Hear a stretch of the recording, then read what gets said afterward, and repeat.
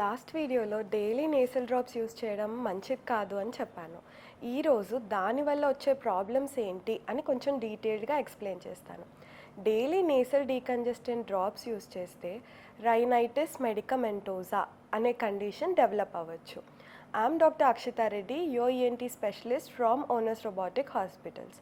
అసలు rhinitis medicamentosa అంటే ఏంటి? ఎప్పుడైనా దాని గురించి విన్నారా? ఇది నేసల్ డీకంజెస్టెంట్ డ్రాప్స్ని లాంగ్ టర్మ్లో యూస్ చేయడం వల్ల వచ్చే కండిషన్. యూజువలీ మన యూస్ చేసే డ్రాప్స్ బ్లడ్ వెజల్స్ని టెంపరీగా స్ట్రింక్ చేస్తాయి, కాబట్టి ఇమీడియట్గా రిలీఫ్ వస్తుంది అండ్ నోస్ బ్లాక్ అంతా పోయినట్టుగా అనిపిస్తుంది. కానీ ఈ డ్రాప్స్ని 5 to 7 డేస్ కంటే ఎక్కువగా యూస్ చేస్తే బాడీకి ఆ మెడిసిన్ అనేది అలవాటు అయిపోతుంది.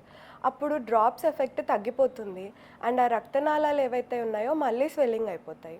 సో దానివల్ల నోస్ బ్లాక్ మీకు ఇంకా ఎక్కువగా అనిపిస్తుంది.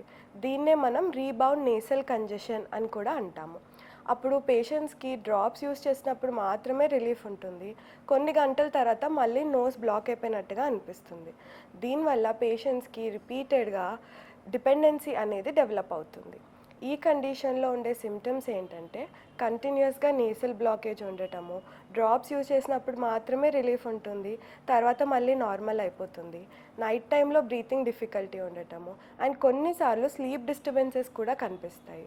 గుడ్ న్యూస్ ఏంటంటే రైనైటిస్ మెడికమెంటోసాకి ట్రీట్మెంట్ ఉంది. ప్రాపర్ మేనేజ్మెంట్తో ఈ ప్రాబ్లమ్ని కంట్రోల్ చేయొచ్చు.